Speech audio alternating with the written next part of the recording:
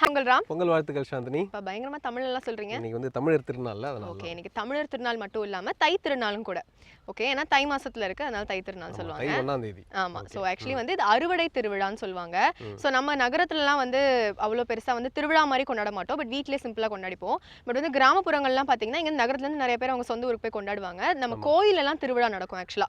So பெருசா வந்து பொங்கல்லாம் வச்சு அங்க திருவிழா மாதிரி கொண்டாடுவாங்க. சோ பேசிக்கலா என்னன்னா கிராமத்துல இருக்கிற அந்த விவசாய நிலங்கள் எல்லாமே வந்து அதுல இருக்க பயிர்கள்லாம் இப்ப நல்லா வளர்ந்துருக்கும். ஒரு 6 மாசம் அந்த மாதிரி அந்த கேப்ல வந்து நல்லா வளர்ந்துருக்கும். சோ அது எல்லாமே அறுவடை செஞ்சு சாமிக்கு படைச்சு பொங்கல்லாம் கொண்டாடுவாங்க. அதுதான் பொங்கல் திருவிழா. வந்து தேங்க்ஸ் கிவிங் டே. ஆமா ஆக்சுவலா. சோ இன்னும் நம்ம பொங்கல் பத்தி நிறைய விஷயம் பேசலாம். பட் நம்ம வியூவர்ஸ் வெல்கம் பண்ணிடலாமா? கண்டிப்பா. நேயர்கள் அனைவருக்கும் இனிய தை திருநாள் நல்வாழ்த்துக்களோடு புத்தம் புது காலை வணக்கம்.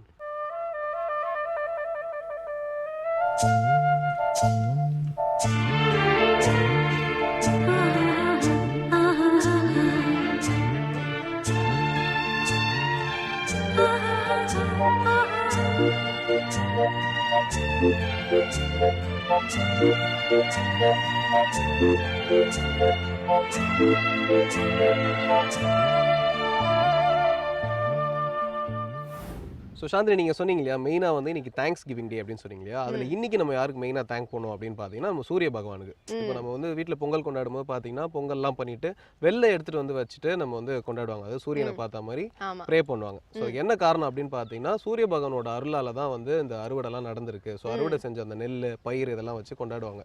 அதாவது ப்ரே பண்ணுவாங்க. அதாவது இப்போது நிறைய மழை வந்து பேரிடர்லாம் வந்ததுன்னா அறுவடை பண்ண முடியாது இல்லையா? ஸோ சூரியனோட சக்தி வந்து ரொம்ப முக்கியம். ஸோ அதுக்கு பேசிக்காக தேங்க்ஸ் சொல்கிறது தான் இந்த நாள். ஓகே, நார்மலாக ஒரு செடி வளர்றதுக்கு லைட் அப்படின்ற அந்த விஷயம் கண்டிப்பாக தேவை. ஆமாம் ஆமாம், ஃபோட்டோசிந்தசிஸ் பா பயங்கரமாக இன்ஜினியரிங் ஸ்டூடெண்ட் ப்ரூவ் பண்ணிட்டீங்க. இது பயாலஜி தெரியலைங்க, எதுவும் சொல்லுங்க. ஓகே, அது இன்ஜினியரிங்லேயே வருவாங்க. சரி ஓகேயா, சரி ஏதோ ஒரு முடிச்சுட்டோம் எப்படியோ. ஆக்சுவலாக வந்து ஃபோட்டோசிந்தசிஸ் நீங்கள் சொன்ன மாதிரி தான். ஸோ எந்த செடிக்குமே வந்து சூரியன் அப்படின்றது ஒன்று கண்டிப்பாக வேணும். சூரியன் தண்ணி, இந்த 2 விஷயம். ஸோ இயற்கைக்கு நன்றி சொல்கிறாங்க இன்னைக்கு, குறிப்பாக சூரியனுக்கு. ஓகே, ஸோ நீங்கள் சூரியனை பற்றி பேசுறதுனால இன்னைக்கான சூரியோதயம் பார்க்க வேண்டிய டைம் வந்துச்சு. பார்த்துடலாமா? பார்த்துடலாம். இது சூரியோதயம்.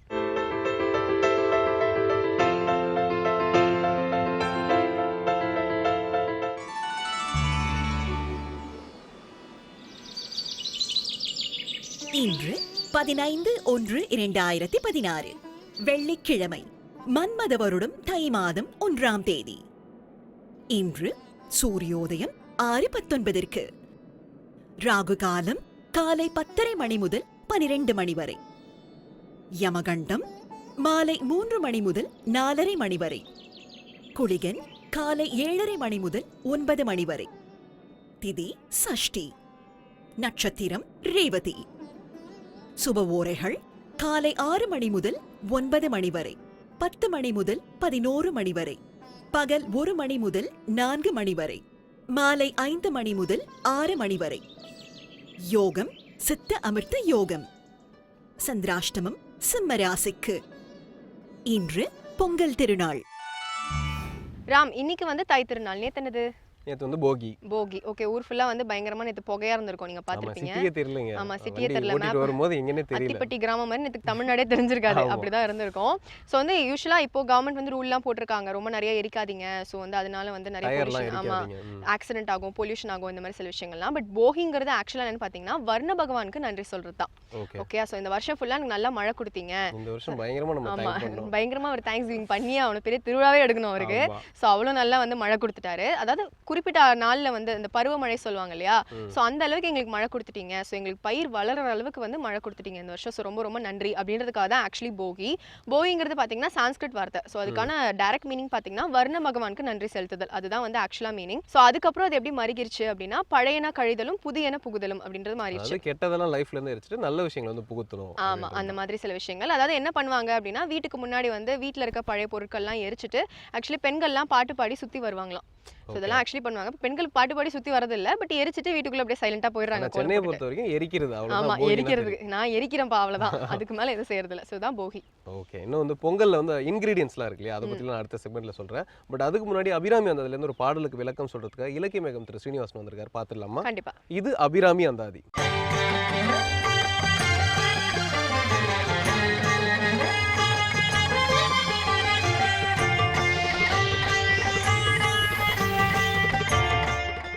श्रीविद्योपासनासक्तं श्रीविद्यापीठभूषणं श्रीविद्याभिनवं वन्दे श्रीकृष्णानन्द सद्गुरुं. அனைவருக்கும் இனிய காலை வணக்கம். அபிராமி அந்தாதி அற்புத தமிழ் பாக்களிலே வீடு வாசல் முதலிய செல்வங்களை பெற வேண்டும் என்ற பிரார்த்தனையான அற்புதமான பாடல். பாரும் கனலும் புனலும் வெங்காலும் படர் விசும்பும் ஊரும் உருகு சுவை ஒளி ஊறு ஒலி ஒன்றுபடச் சேரும் தலைவி சிவகாம சுந்தரி சீரடிக்கே சாரும் தவமுடையார் படையாத தனமில்லையே. இதை இணைப்பவள் பராசக்தி என்ற ஞானம் வந்துவிட்டது என்று சொன்னால் அவள்தான் இந்த உலகத்திற்கான தலைவி என்ற ஞானம் நமக்கு வந்துவிடும். அவள் யார்? சிவகாம சுந்தரி. அவள் எங்கே இருக்கிறாள்? தில்லையிலே இருக்கிறாள். தில்லையில் அவள் பெயர் சிவகாமி, திருக்கட ஊரினிலே அபிராமி. எல்லையில் அருள் தருவாள் காந்திமதி, நெல்லையில் அருள் தருவாள் காந்திமதி. எல்லையில்லாத அருள் தருவாள், நெல்லையிலே அருள் தருவாள். நெல்லையில் அருள் தருவாள் காந்திமதி. அன்னை அவளல்லால் ஏது கதி என்று கேட்கிறார்கள். மதுரை அரசாளும் மீனாட்சி, மாநகர் காஞ்சியிலே காமாட்சி, அப்படி எல்லா இடத்திலும் அவள் இருக்கிறாள். தில்லையில் அவள் பெயர் சிவகாமி. நான் பலமுறை இந்த தொடரிலே சொல்லி இருக்கிற செய்திதான். சிதம்பரத்திற்கு போனால் நாம் ஆடல் வல்லான் அழகை மட்டும் பார்த்துவிட்டு வந்து விடக்கூடாது. அருகிலே தேவி ஒய்யாரமாக அழகாக நிற்பாள். அப்படி இருக்கக்கூடியவளை நாம் போய் பார்க்க வேண்டும். சிவகாமி எம்பெருமானுக்கு குரு நமசிவாயருக்கு சாப்பாடு கொண்டு போனாள். அப்படி போகிற பொழுது நான் யார் என்று சொல்லுகிறாள். தமிழ் பாக்களிலே அருமையான தமிழ் பாடலை பாடி சொன்னாளாம் அவள். கொண்டு வந்தேன் குகை நமசிவாயருக்கு தொண்டர் அடியார் சுகிக்கவே, பண்டுகந்த பேச்சு முலையுண்ட பெருமாளுடன் பிறந்த நாச்சி சிவகாமி நான் என்று சொன்னாளாம். அப்படி குகை நமசிவாயரது தொண்டர் அடியார் சுகிக்க அவள் உணவு எடுத்து வந்தவள் சிவகாமி. சிவகாம சுந்தரி. எடுத்தவுடனேயே எந்த ஊரை சொல்லுகிறாள்? அபிராமி பட்டர் தொடக்கத்திலே சொல்லுகிறாரே, தில்லை ஊரர்தம்பாகத்து உமை என்று சொல்லுகிறார். தில்லை ஊரர்தம்பாகத்து உமை அங்கே சிவகாமியாக இருக்கிறாள். எம்பெருமானுடைய மனத்திற்கு மகிழ்ந்த உருவாக அங்கே பராசக்தி காட்சி தருகிறாள். மிக அழகாக மிக உய்யாரமாக அருகிலே நின்று கொண்டு அருள் பாலித்து கொண்டிருக்கிறாள் சிவகாமி அம்பிகை. அந்த சிவகாமி அம்பிகையினுடைய திருவடியை யார் துதிக்கிறார்களோ, யார் போற்றுகிறார்களோ, யார் பணிகிறார்களோ, வானுதற்கண்ணியை விண்ணவர் யாவரும் வந்து இறைஞ்சி பேணுதற்கண்ணியை எம்பெருமாட்டியை பேதை நெஞ்சில் காணுதற்கு அந்நியள் அல்லாத கன்னியை காணும் அன்பு பூணுதற்கு எண்ணிய எண்ணமன்றோ முன்செய் புண்ணியமே என்று ஒரு இடத்துல சொல்லுகிறார். இன்னொரு இடத்துல என்ன சொல்லுகிறார்? கண்ணியது உன்புகழ் கற்பது உன்னாமம் கசிந்து பக்தி பண்ணியது உன்னிரு பதாம்புயத்தில் பகல்லிரவான் அண்ணியது உன்னை நயந்தோர் அவையத்து நான் முன் செய்த புண்ணியம் ஏது என் நம்மே புவியேழையும் பூத்தவளே என்று சொல்லுகிறார். இன்னொரு இடத்துல சொல்லுகிறார், புண்ணியம் செய்தனமே மனமே புதுப்பூங்குவளை கண்ணியும் செய்ய கணவரும் கூடி நங்காரணத்தால் நன்னி இங்கே வந்து தம் அடியார் நடுவிருக்க பண்ணி நம் சென்னியின் மேல் பத்மபாதம் பதித்திடவே என்று சொல்லுகிறார். அப்படி புண்ணியம் இருந்தால்தான் நாம் பராசக்தியை வழிபாடு பண்ண முடியும். அது சாதாரணமான விஷயம் இல்லை. சிவமும் சக்தியும் ஒன்றிணைந்தால் உலகம் நடக்கிறது என்பதை மிக தெளிவாக ஆதிசங்கரர் முதல் ஸ்லோகத்திலே சொல்லுகிறார். வா கத மகிருத புண்ணிய பிரபவதியும் என்று சொல்லுகிறார். சிவசக்தி ஆயுக்தோ யதிபவதி சக்த பிரபவித்தும் நச்சேதேவம் தேவோ நகலு குச்சல ஸ்பந்திதும் அப்பி அத்தஸ்துவாம் ஆராத்யாம் ஹரிஹர விரிஞ்சாதி பிறவி பிரணந்தும் ஸ்தோதும் வா கத மகிருத புண்ணிய பிரபவதியும். சிவமும் சக்தியும் ஒன்றாக இணைந்து இந்த உலகத்திலே செயல்களை ஆற்றி கொண்டிருக்கிறது. சிவம் ஒருபுறம், சக்தி ஒருபுறம், இரண்டும் இணைகிறது. இந்த இரண்டும் இணைவதனாலே தான் அவன் அர்த்தநாரியாக இருக்கிறான். ஒரு ஆணுக்குள்ளாகவும் ஒரு பெண்ணுக்குள்ளாகவும் இந்த உலகத்திலே இரண்டுமாக இருக்கிறது. ஒரு ஆணுக்குள்ளே பெண்ணுக்குள்ள அத்தனை தன்மைகளும் இருக்கிறது. அந்த பெண்மையை அதிகமாக வெளிப்படுத்தாத சூழலிலே ஆண்மை வெளிப்பாடாகிறது. ஒரு பெண்ணுக்குள்ளே ஆண்மைத்தன்மை அத்தனையும் இருக்கிறது. ஒரு பெண் தன்னை முழுமையாக வெளிப்படுத்துகிற பொழுது ஆண்மைத்தன்மை குறைவாக இருக்கிறது.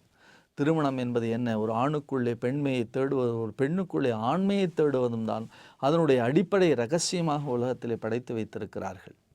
நாம் ஆணுக்குள்ளே பெண்ணையும் பெண்ணுக்குள்ளே ஆணையும் அன்பாலே தேடாமல் பணத்தினாலே, பொருளினாலே, செல்வாக்கினாலே, பதவியினாலே தேடிக்கொண்டிருப்பதனாலே தான் மனிதகுலம் இன்றைக்கு அன்பை இழந்து போய் நிற்கிறது.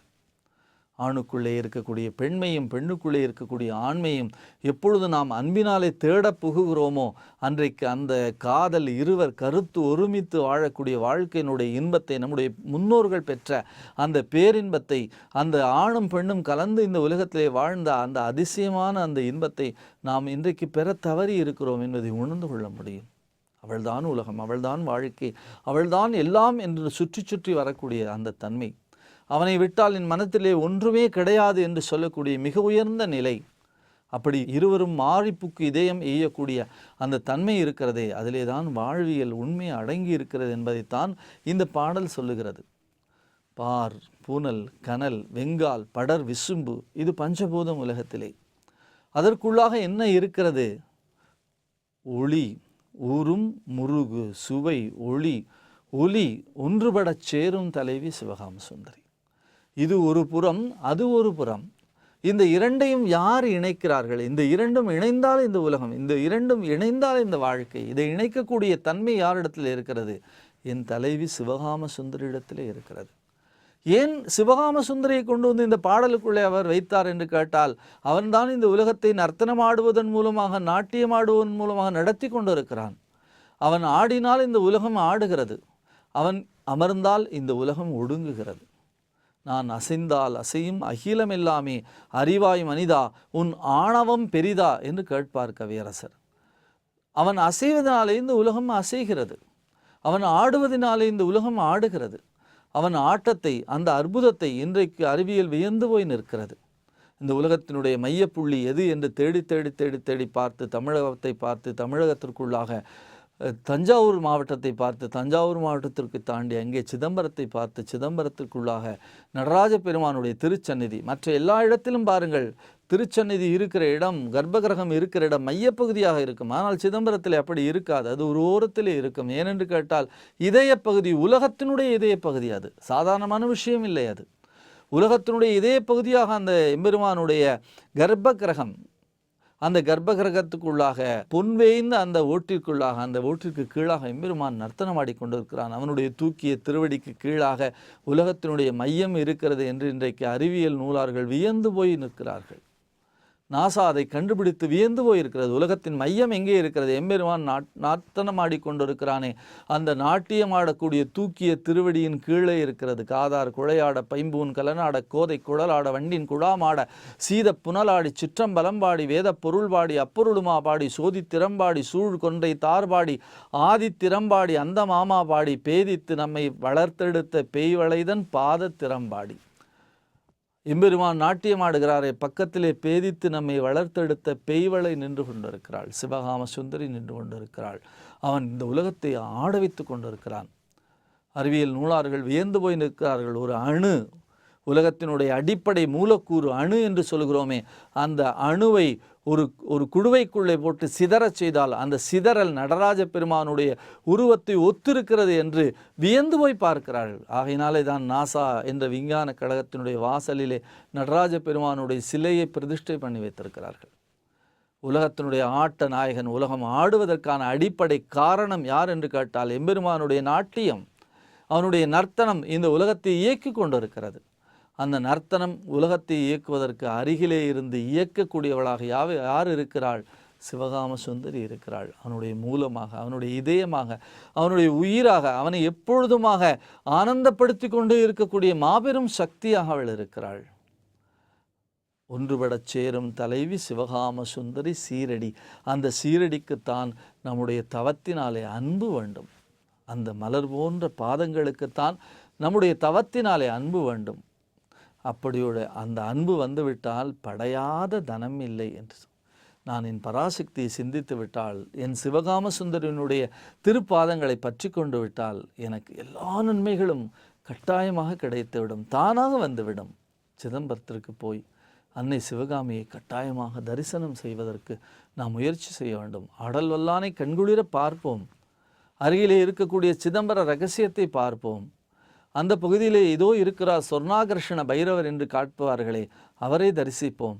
அதற்கு மையத்திலே இருக்கிறாளே இந்த பகுதியிலே அந்த ரகசியம், எம்பெருமானுடைய நாட்டிய கோலம், அந்த பகுதியிலே சொர்ணாகர்ஷண பைரவர் என்று சொன்னால் அந்த மூலமாக நின்று கொண்டிருக்கக்கூடிய சிவகாமியை, சிவகாம சுந்தரியை, அந்த பேரழகியை நாம் தரிசனம் செய்துவிட்டோம் என்று சொன்னால் சாரும் தவமுடையார் படையாத தனம் இல்லை. பாரும் கனலும் புனலும் வெங்காலும் படர் விசும்பும் ஊரும் முருகு சுவை ஒளி ஊறு ஒலி ஒன்றுபடச் சேரும் தலைவி சிவகாம சுந்தரி சீரடிக்கே சாரும் தவமுடையார் படையாத தனமில்லையே. வேந்தர் தொலைக்காட்சி மூலமாக இந்த அபிராமி அந்தாதி தொடரை பார்த்து கொண்டிருக்கிற அத்தனை அன்பர்களுக்கும் எல்லா நலன்களும் எல்லா தனமும் கிடைக்க வேண்டும் என்று அன்னை சிவகாமியை பிரார்த்திப்போம். தொடர்ந்து சிந்திப்போம். நாளை சந்திப்போம். நன்றி, வணக்கம்.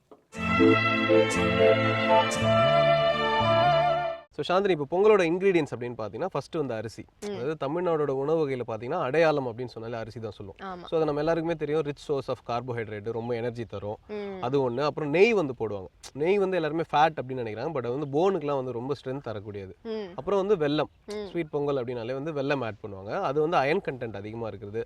ஸோ அனிமிக்காக இருக்கிறவங்களாம் ரொம்ப யூஸ்ஃபுல்லாக இருக்கும். ஸோ பேசிக்காக வந்து சக்கரை பொங்கலே வந்து ஒரு ஹெல்த்தியான ஒரு ஃபுட்டு தான். பருப்பு சேர்ப்பாங்களே? பருப்பு சேர்ப்பாங்க. அது வந்து பருப்பு வந்து பார்த்தீங்கன்னா ப்ரோட்டீன். ஸோ புரதம் வந்து நம்ம ஜாஸ்தி எடுத்துக்கிட்டாலே நம்ம ஹெல்த்தியாக இருப்போம் அப்படின்னு சொல்லுவாங்க. ஸோ வந்து சக்கரை பொங்கல் வந்து பார்த்தீங்கன்னா ஒரு ரிச் சோர்ஸ் ஆஃப் ஒரு ஒரு நியூட்ரிஷன் அப்படின்னு சொல்லலாம். ஸோ வெண்பொங்கலும் பண்ணுவாங்க. வெண்பொங்கல் வந்து வெல்லம் இல்லாமல் மற்ற இன்க்ரீடியன்ஸ்லாம் கிட்டத்தட்ட அதே தான். அது மட்டும் இல்லாமல் பார்த்தீங்கன்னா கதம்பு குழம்பு அப்படின்னு ஒன்று பண்ணுறாங்க. அதாவது நாட்டு காய்கறிகள்லாம் போட்டு ஒரு கலவை மாதிரி பண்ணி ஒரு குழம்பு மாதிரி பண்ணுவாங்க இந்த பொங்கல் நாள். அதுவுமா இது வந்து பார்த்தீங்கன்னா சென்னையில் அதிகமாக இருக்காது, நாட்டுப்புற கிராமங்கள்லாம் பார்த்தீங்கன்னா இது நிறைய வைப்பாங்க. ஓகே, அவரைக்காய், பீர்க்கங்காய், இந்த மாதிரி சில காயெல்லாம் போட்டு சாம்பார் வைப்பாங்கன்னு நினைக்கிறேன். அதை பற்றிலாம் எனக்கு அவ்வளோ நாலேஜ் இல்லை. ஓகே, நம்ம ஆக்சுவலி நீங்கள் சொன்ன மாதிரி நகரங்கள் அவ்வளோ செய்ய மாட்டாங்க, பட் கிராமத்தில் நிறைய நாட்டு காய்கறிகள் அங்கே நிறைய கிடைக்கும். இங்கே கிடைச்சாலும் செய்யறதில்ல, அது வேறு விஷயம். சரி, ஓகே, தொடர்ந்து நம்ம பொங்கல் பற்றி நிறைய விஷயங்கள் பேசலாம். அதுக்கு முன்னாடி அடுத்ததாக பார்த்தீங்கன்னா aroma therapist doctor Geetha Ashok aroma therapy பத்தி பேசுறதுக்காக காத்துட்டு இருக்காங்க. பாத்துடலாம். இது இயற்கை மருத்துவம்.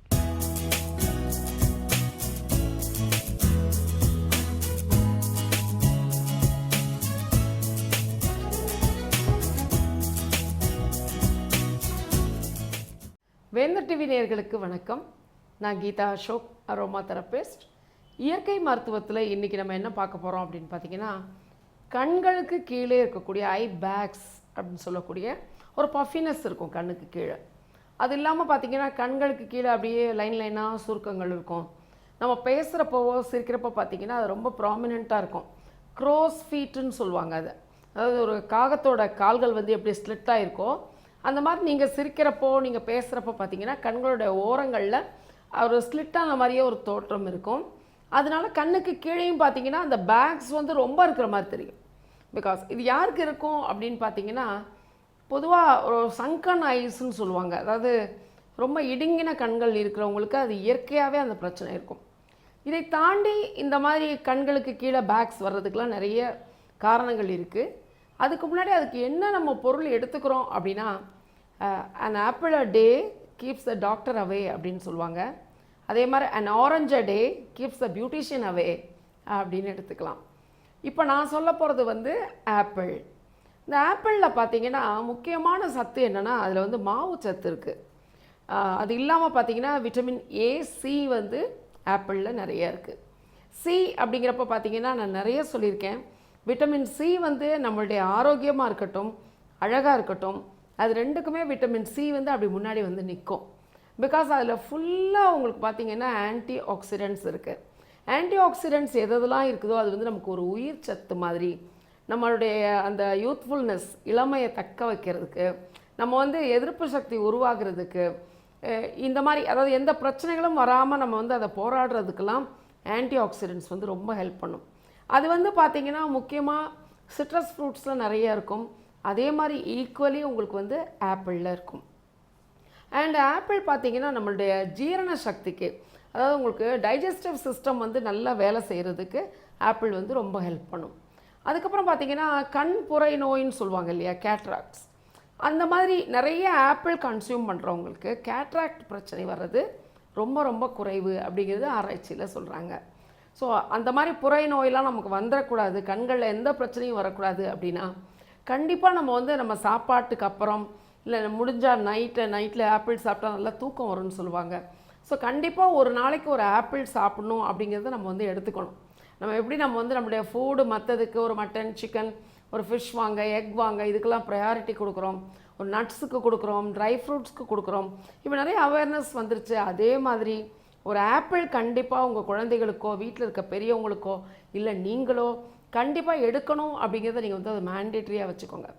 இந்த ஜீரண சக்தி, கண்புரை, இதை தாண்டி அல்சைமர்னு சொல்லுவாங்க இல்லையா, இந்த அல்சைமர் வந்து ஞாபக மறதி. இது வந்து முதல்ல ஒரு சின்ன ஆப்சன்ஸ் ஆஃப் மைண்டாக தான் ஆரம்பிக்கும். நமக்கே ஒரு பொருளை வச்சோன்னா அந்த வச்சது எங்கேன்னு மறந்து போயிடும். இது வந்து நம்ம ரொம்ப அதை இக்னோர் பண்ணிகிட்டே வர்றப்போ நமக்கு வயது ஆக ஆக அல்சைமருங்கிறது வர்றதுங்கிறது ரொம்ப சாதாரணம். இப்போ அல்சைமர் பார்த்திங்கன்னா நிறைய பேர்களுக்கு எனக்கு தெரிஞ்சே அல்சைமர் இருக்குது. ஸோ இந்த அல்சைமர் என்ற ஞாபக மறதி வியாதி இது நமக்கு வராமல் நமக்கு வந்து ஆப்பிள் வந்து ரொம்ப ஹெல்ப் பண்ணும். ஸோ இந்த தினசரி ஆப்பிள் எடுக்கிறது பாருங்கள் என்னென்ன விஷயத்தில் நமக்கு வந்து ஹெல்ப் பண்ணுது அப்படிங்கிறது நம்ம பார்க்குறப்போ இது நல்லது. அதே மாதிரி இதயத்துக்கு வந்து எந்த பிரச்சனைகளும் வராமல் இருக்கிறதுக்கு, ஏன்னா இதில் வந்து பார்த்திங்கன்னா கெட்ட கொழுப்பு, அந்த ஃபேட்டு, பேட் ஃபேட்டுன்னு சொல்லுவாங்க இல்லையா, அந்த பேட் கொலஸ்ட்ரால் அதை எடுத்துட்டு அந்த குட் கொலஸ்ட்ரால் நம்ம உடம்புக்கு தேவையானதை ரீட்டைன் பண்ணக்கூடிய தன்மை ஆப்பிளுக்கு உண்டு. ஸோ பேட் கொலஸ்ட்ரால்ங்கிற பாயிண்ட்டுக்கு நம்ம வரப்போவே அடுத்து நமக்கு ஞாபகத்துக்கு வர்றது ஹார்ட். ஸோ ஹார்ட்டுக்கு ஒரு ப்ரொடெக்ஷன் கொடுக்கறதுக்கு ஆப்பிள் வந்து ரொம்ப ஹெல்ப் பண்ணும். இப்போ பியூட்டிங்கிற கான்செப்டை வந்து ரெண்டாவதாக வச்சு கூட ஹெல்த்துங்கிற கான்செப்ட் நீங்கள் கொண்டு வர்றப்போ அதில் ஆப்பிள்லாம் பார்த்தீங்கன்னா ஒரு வைட்டல் ரோல். அதனால தான் அந்த காலத்துலேருந்தே apple a day keeps the doctor away அப்படிங்கிற மாதிரி வழி வழியாக சொல்லிட்டு வந்தாங்க. ஸோ இத்தனை மருத்துவ குணங்கள் நிறைந்த ஆப்பிள் பார்த்தீங்கன்னா கண்டிப்பாக இருக்கும். நிறைய வெரைட்டிஸ் இருக்குது. இப்போ ஆஃப் லேட் இப்போ என்ன சொல்கிறாங்க, ஆப்பிள்லாம் வேக்ஸ் இருக்குது அப்படிங்கிறாங்க. ஸோ நீங்கள் வாங்குகிற ஆப்பிள் வந்து எந்த மாதிரி வாங்குறீங்கிறத நீங்கள் டிசைட் பண்ணிக்கோங்க. இன்கேஸ் வேக்ஸ் இருக்கிற மாதிரி உங்களுக்கு தெரிஞ்சு அப்படின்னா நல்லா வேக்ஸ் எல்லாம் க்ளீன் பண்ணிவிட்டு நீங்கள் வந்து நல்லா வாஷ் பண்ணி ரன்னிங் வாட்டரில் வாஷ் பண்ணி நீங்கள் வந்து உங்கள் குழந்தைக்கு கொடுங்க. ஈவன் நைட்டு தூங்காமல் வயசானவங்க வீட்டில் இருக்காங்க, எல்டர்ஸ் இருக்காங்க அப்படின்னா அவங்களுக்கு வந்து நைட்டில் வந்து ஒரு ஆப்பிள் கட் பண்ணி கொடுங்க. சூடாக ஒரு பால், ஒரு கிராம்பு போட்டு பால் கொடுத்துட்டு கொஞ்சம் ஆப்பிள் சாப்பிட்டுட்டு அவங்க படுத்தாங்கன்னா கண்டிப்பாக நல்ல தூக்கம் வரும். ஸோ இந்த ஸ்லீப்லெஸ்னஸ் அண்ட் இன்சோம்னியா அந்த பேஷண்ட்ஸ்க்கு பார்த்திங்கன்னா சில நட்ஸ் அதுக்கு ரொம்ப ஹெல்ப் பண்ணும். அதோடு சேர்த்து நீங்கள் வந்து ஆப்பிள் கொடுக்குறப்ப அது ரொம்ப நல்ல தூக்கத்தை வர வைக்கக்கூடிய, அதாவது நமக்கு வந்து அதை ஸ்டிமுலேட் பண்ணக்கூடிய ஒரு தன்மை வந்து தூக்கத்துக்கு, அது வந்து அந்த தன்மை வந்து ஆப்பிளுக்கு உண்டு. இத்தனை ஒரு நல்ல விஷயங்கள் வந்து பார்த்திங்கன்னா ஆப்பிளுக்கு உண்டு. இதே ஆப்பிள் அப்படிங்கிறப்போ நமக்கு நல்ல விஷயங்கள், அழகு குறிப்புகள் அப்படின்னு வரப்போ பார்த்திங்கன்னா ஸ்கின் ரிலேட்டடாக வரக்கூடிய டிஸார்டர்ஸ்க்கு வந்து ஆப்பிள் ரொம்ப நல்லது. முக்கியமாக நல்லா கனிஞ்ச ஆப்பிள் பார்த்திங்கன்னா முகத்தில் இருக்கக்கூடிய சுருக்கங்கள், கண்ணுக்கு கீழே இருக்கக்கூடிய சுருக்கங்கள் இதெல்லாம் வெளியே போகிறதுக்கு, அந்த குறையிறதுக்கு, அறவே நீங்கிறதுக்கெல்லாம் பார்த்திங்கன்னா ஆப்பிள் வந்து ரொம்ப ஹெல்ப் பண்ணும். ஸோ இதில் வந்து இந்த கண்ணுக்கு கீழே இருக்க பேக்ஸ் அப்படின்னு வர்றப்போ ஆப்பிளில் இருக்கக்கூடிய பெக்டின் அப்படிங்கிற சத்து வந்து ரொம்ப ஹெல்ப் பண்ணும். இது நீங்கள் என்ன பண்ணணும் அப்படின்னு நினச்சிக்கிட்டிங்கன்னா, ஆப்பிள் நல்லா பழுத்த ஆப்பிள் எடுத்துக்கோங்க. அதில் மேலே இருக்க தோல் வந்து நீங்கள் பீல் பண்ணி எடுத்துருங்க. நல்ல ரைப்பன் ஃப்ரூட்டாக எடுக்கணும். சில ஆப்பிள்லாம் பார்த்திங்கன்னா கிறிஸ்பாக இருக்கும், உங்களுக்கு குறப்பாக இருக்கும், கிறிஸ்பாக இருக்கும். அந்த ஆப்பிள் வந்து இதுக்கு வந்து ஹெல்ப் பண்ணாது. நல்ல ரைப்பன் ஃப்ரூட்டாக நல்ல பழுத்த பழமாக நீங்கள் வாங்கிக்கோங்க. வாங்கிட்டு உள்ளே நல்லா மாவாக இருக்கணும் அந்த ஆப்பிள். அந்த மாதிரி ஆப்பிளில் தோலை எடுத்துட்டு அந்த பல்ப்பை வந்து நல்லா மிக்சியில் வந்து நல்லா அரைச்சிக்கோங்க. அரைச்சதுக்கப்புறம் பார்த்தீங்கன்னா உங்களுக்கு ஈவியான் கேப்சியூல், அது வந்து விட்டமின் இ கேப்சியூல். உங்களுக்கு பார்த்தீங்கன்னா அது க்ரீன் இன் கலர், உங்களுக்கு எல்லா ஃபார்மசிலையும் கிடைக்கும், எல்லா ஊர்லேயும் கிடைக்கும். இப்போ நீங்கள் வந்து ஒரு ஆப்பிள் எடுத்துக்கிறீங்க அப்படின்னா 5 ஈவியான் கேப்சியூல் எடுத்து அதை நீங்கள் கட் பண்ணிவிட்டு அது உள்ளே இருக்கிற அந்த விட்டமின் இ ஆயில் அதை வந்து நீங்கள் அந்த ஆப்பிள் பேஸ்ட்டோட, அதை நீங்கள் கிரவுண்ட் பேஸ்ட் இருக்கு இல்லையா, அந்த பேஸ்ட்டில் வந்து நல்ல ஒரு 5 கேப்சியூல் இது நல்லா கலந்துக்குங்க. கலந்துட்டு என்ன பண்ணுங்கள், ஒரு ஏர்டைட் கண்டெய்னரில் மூடி 3 days ஷெல்ஃபில் வச்சுருங்க. ரெஃப்ரிஜரேட் பண்ணாதீங்க, ஷெல்ஃபில் வச்சுருங்க. 3 days கழித்து நல்லா திறந்து பாருங்கள். அந்த விட்டமின் இ ஆயில் அண்ட் ஆப்பிளில் இருக்கக்கூடிய பெக்டின் அதெல்லாம் ஒன்று சேர்ந்து நல்லா உங்களுக்கு ஒரு ஸ்கின்னுக்கு தேவையான ஒரு பெரிய மெடிசனாக அது உருவாகிருக்கும். 3 days வரைக்கும் நீங்கள் வந்து அந்த கண்டெய்னரை ஓப்பன் பண்ணக்கூடாது. 3 daysக்கு அப்புறம் ஓப்பன் பண்ணி நீங்கள் ரெஃப்ரிஜரேட் பண்ணலாம். இப்போ லார்ஜர் குவான்டிட்டி பண்ணுறீங்கன்னா நீங்கள் பாருங்கள், 2 ஆப்பிளாக இருந்தால் 10 கேப்சியூல் எடுத்துக்கோங்க. ஈவியான் க்ரீன் கலர் இருக்கும், அந்த கேப்சியூல் எடுத்துக்கலாம். இதை வந்து என்ன பண்ணுங்கள், உங்களுக்கு டைம் கிடைக்கிறப்போ கண்ணுக்கு மேலே வந்து பார்த்தீங்கன்னா ஒரு மெலிசு உங்களுக்கு மஸ்லின் கிளாத், இல்லை நீங்கள் உங்களுக்கு வந்து காஸ்ன்னு சொல்லிட்டு உங்களுக்கு மெடிக்கல் ஷாப்பில் கிடைக்கும், பேண்டேஜ் கிளாத் இருக்கு இல்லையா, ஓட்டையாக இருக்கும். அந்த காஸ் வந்து இதுக்கு ரொம்ப ஐடியல். இந்த மாதிரி ஐ பேக் போடுறதுக்கு டைரெக்டாக ஐ பேக் போடக்கூடாது. நீங்கள் வந்து காஸை வந்து சின்ன ஸ்கொயராக நீங்கள் வந்து கட் பண்ணிவிட்டு உங்கள் கண்ணு மேலே வைக்கிற மாதிரி நீங்கள் வச்சுக்கோங்க. இன்னும் கூட அந்த காஸ் இருக்கு இல்லையா, அந்த காஸில் நல்ல கேஸ்டர் ஆயில் தடவிக்கோங்க. தடவிட்டு நீங்கள் அதை கூட வைக்கலாம். இல்லை அந்த காஸை வந்து நீங்கள் வந்து வெள்ளரிச்சாறு, கியூக்கம்பர் ஜூஸ், அதில் நீங்கள் அந்த காஸை போட்டு எடுத்து அதையும் வைக்கலாம். ஒன்றும் கிடைக்கல உங்களுக்கு rose water, plain rose water இருக்குது, அது பியூராக இருக்கணும், சிந்தட்டிக்காக இல்லாமல். அந்த ரோஸ் வாட்டரில் அந்த காஸை நல்லா டிப் பண்ணி நல்லா அந்த ஜூஸ் அதில் ஏறி நீங்கள் அதையும் நீங்கள் கண்ணுக்கு மேலே வைக்கலாம். ஸோ நீங்கள் ஒரு பொருள் வந்து உங்கள் பியூட்டி சம்மந்தமாக நீங்கள் வைக்கிறீங்க அப்படிங்கிறப்போ அதை என்ஹான்ஸ் பண்ணுறதுக்கு உங்களுக்கு என்னென்ன தோணுதோ நீங்கள் அதையும் எடுத்துக்கலாம். No harm. நீங்கள் அதில் இன்னும் கொஞ்சம் 2 ஆட் பண்ணுறதுல ஒன்றும் தப்பு இல்லை. ஸோ நீங்கள் ஈவன் இந்த பொட்டேட்டோ ஜூஸ், உருளைக்கிழங்கை வந்து நல்லா மிக்சியில் அரைச்சி பிழிஞ்சிங்கன்னா ஒரிஜினல் ஜூஸ் கிடைக்கும். பட் நான் சொல்கிற எந்த ஒரு பொருட்களுமே இங்கே தண்ணி விட்டு அடிக்கக்கூடாது. டைரெக்டாக உருளைக்கிழங்கு நல்லா கிரேட் பண்ணி மிக்சியில் நல்லா நீங்கள் விப் பண்ணிங்கனாலே போதும், நல்லா சாறு இறங்கும். அதை நீங்கள் அப்படியே பிழிஞ்சு எடுத்திங்கன்னா உங்களுக்கு ஒரிஜினல் பொட்டேட்டோ ஜூஸ். அது வந்து கண்ணுடைய கருமை நிறம் போகும், கண்ணில் இருக்கக்கூடிய சுருக்கங்கள் போகும், கண் நல்லா ஒளிரும். அந்த மாதிரி ஒரு குணம் வந்து பொட்டேட்டோவுக்கு அதில் இருக்கக்கூடிய ஸ்டார்ச்சுக்கு உண்டு. ஸோ அதனால் நீங்கள் என்ன பண்ணுங்கள், கிரேட்டட் பொட்டேட்டோ எடுத்துடிங்க, இல்லை குக்கும்பர் ஜூஸ் எடுத்துக்கோங்க, இல்லை ரோஸ் வாட்டர் எடுத்துக்கோங்க, இல்லை கேஸ்டர் ஆயில் தடவிக்கோங்க. ஏதாவது ஒன்றில் நீங்கள் டிப் பண்ணி கூட நீங்கள் வந்து அந்த காஸை வந்து கண்ணில் ப்ளேஸ் பண்ணிவிட்டு இந்த ஃபர்மெண்டட் ஆப்பிள், ஏன்னா அதில் இருக்க பெக்டினும் இதில் இருக்கக்கூடிய அந்த விட்டமின் இ, இது ரெண்டும் சேர்ந்து ஒரு நல்ல ஒரு கன்சிடரபிளி ஒரு பியூட்டிஃபுல் உங்களுக்கு காஸ்மெட்டிக்காக அது உருவாகியிருக்கும். ஒன்றுமே இல்லை இல்லையா, நீங்கள் வீட்டில் பண்ணுறது தானே. நீங்கள் அதை எடுத்து ஒரு 1/2 டீஸ்பூன் எடுத்து 2 கண்லேயும் அந்த காஸ் வச்சுட்டு அதுக்கு மேலே இது நல்ல லாவிஷாக நல்லா போட்டுருங்க. நல்லா கண்ணை மூடி நல்லா இருக்கட்டும். ஒரு 10 to 15 மினிட்ஸ் உங்களுக்கு நல்லா மைண்டு ரிலாக்ஸ் ஆகும், கண்ணுக்கு நல்ல ரெஸ்ட் கிடைக்கும். அதே நேரத்தில் பார்த்தீங்கன்னா ஒரு சில்னஸ் உங்களுக்கு கிடைக்கும். நல்லா ஃபர்மெண்டட் பெக்டின் சிறப்பு உங்களுக்கு கண்ணுக்கு சில்னஸ் கிடைக்கும். ஏற்கனவே அதில் வந்து நீங்கள் கேஸ்டர் ஆயிலோ இல்லை ரோஸ் வாட்டரோ கொடுக்குறப்ப அந்த சில்னஸும் உங்களுக்கு ஆடட் வேல்யூவாக இருக்கும். இதெல்லாம் சேர்ந்து நீங்கள் கண்ணில் வச்சுருந்துட்டு ஒரு 15-20 மினிட்ஸ் அப்படியே கண்ணுக்கு ரெஸ்ட் கொடுத்துருங்க. அதுக்கப்புறம் அந்த மாஸ்க் அப்படியே எடுத்திங்கன்னா உங்களுக்கு வெளியே வந்துடும். அதுக்கப்புறம் பாருங்கள், ப்ளெயின் வாட்டரில் கோல்டு வாட்டரில் கண்ணை வந்து கழுவுங்க. அதை வந்து நீங்கள் ஒரு சோப் போட்டோ, இப்போ நீங்கள் கேஸ்டர் ஆயில் அப்ளை பண்ணியிருக்கீங்க, அதுக்காக நீங்கள் அதை வந்து சோப் போட்டு வாஷ் பண்ணிங்கன்னா இப்போ நீங்கள் கொடுத்த இந்த மெடிசனோட எஃபெக்ட் வந்து உங்களுக்கு வேஸ்ட்டாக போயிடும் இல்லையா. அதனால நீங்கள் சோப் போட்டு வாஷ் பண்ணாதீங்க. இன்கேஸ் வெளியே போகணும் அப்படின்னா நீங்கள் ஃபேஸ் வாஷ் யூஸ் பண்ணுங்கள். கண்ணுக்கு இந்த மாதிரி ட்ரீட்மெண்ட்ஸ்லாம் கொடுத்துட்டு நீங்கள் ஹார்ஷாக இருக்கக்கூடிய சோப்ஸ் யூஸ் பண்ணுறப்போ அதோடைய பலன் வந்து உங்களுக்கு கிடைக்காம போயிடும். ஸோ அந்த மாதிரி பண்ணி பாருங்கள். கண்ணுக்கு கீழே இருக்க பேக் வந்து பஃபினஸ் அது நல்லா குறைஞ்சு கண்ணில் இருக்கக்கூடிய சுருக்கங்கள்லாம் உங்களுக்கு வந்து காணாமல் போயிடும். சுராம், நீங்கள் பொங்கலோட இன்க்ரீடியன்ஸ் பற்றி சொன்னீங்க இல்லையா, அப்புறம் வந்து பாட் வந்து டெக்கரேட் பண்ணுவாங்க. நம்ம ஊரில் டெக்கரேட் பண்ண மாதிரியே பாட் வந்து ஸ்ட்ரீட்ஸில் கிடைக்குது. பட் கிராமப்புறங்களில் பார்த்தீங்கன்னா வந்து பாட் வந்து அழகாக அவங்களே பெயிண்ட் பண்ணி டெக்கரேட் பண்ணுவாங்க. இது இல்லாமல் நம்ம ஊரில் வந்து வீட்லேயே சின்னதாக கிச்சன்லேயே முடிச்சிருவோம். பொங்கல் வந்து பொங்கல் அப்படியே கத்தி முடிச்சிருவோம். பட் கிராமத்துலாம் பார்த்தீங்கன்னா விறகடுப்பு அப்படின்றது இருக்கும். ஸோ வெளியில தான் வந்து நார்மலாகவே சமைப்பாங்க. பட் பொங்கல் அப்போ வெளியில் வச்சு அந்த சூரிய பகவான் கரெக்டாக சூரியன் அந்த உதயம் ஆகும்போது பொங்கல் வச்சு பொங்கலோ பொங்கல் அப்படின்னு கத்துவாங்க. ஸோ யார் ஃபர்ஸ்ட் கத்துறாங்க அப்படின்றது ஒரு பெரிய போட்டியாக கிராமத்தில் கூட அதெல்லாம் நடக்கும். அது வந்து கேட்பாங்க, பொங்கல் கூறுறது அப்படின்னு சொல்லுவாங்க. உங்க வீட்ல பொங்கல் கூறிட்டீங்களா அப்படின்னு, அந்த பொங்கலோ பொங்கல் சொல்றாங்க இல்லையா, அந்த பொங்கல் பொங்குறது வந்து அப்படி கேட்பாங்க. ஆமா, அவ வீட்ல கூறிட்டாங்க, யார் பண்றாங்க அப்படின்னு ஒரு போட்டில நடக்கும். ஆமா, சோ இந்த மாதிரி வித்தியாசமான போட்டிகளும் நடக்கும். சோ நான் ஏற்கனவே சொன்ன மாதிரி திருவிழாவா நடத்துவாங்க இல்லையா, சோ கோல போட்டி இந்த மாதிரி போட்டிகள் நடக்கும். இது எல்லாமே வீட்லயே வந்து கோலம் போடுவாங்க, அந்த பிள்ளையாரெல்லாம் வச்சு கோலம் போடுவாங்க. அதுக்கப்புறம் முக்கியமா சின்ன குழந்தைங்கல இருந்து பெரியவங்க வரைக்கும் எல்லாருக்கும் பிடிச்ச விஷயம் கரும்பு. எப்படி தீபாவளிக்கு வந்து பட்டாசோ அந்த மாதிரி பொங்கல் வந்துச்சுன்னா அப்பா கரும்பு சாப்பிடலாம் அப்படின்ற மாதிரி. இன்னொரு விஷயம் என்னன்னா சந்தோஷம் வந்துச்சுன்னா 4 நாள் தொடர்ந்து லீவ் கிடைக்குதுப்பா அப்படின்றது தான். நம்ம எல்லாருக்கும் அதான் சந்தோஷம் இல்லையா. ஆமா, ராம் ரொம்ப என்ஜாய் பண்றாரு.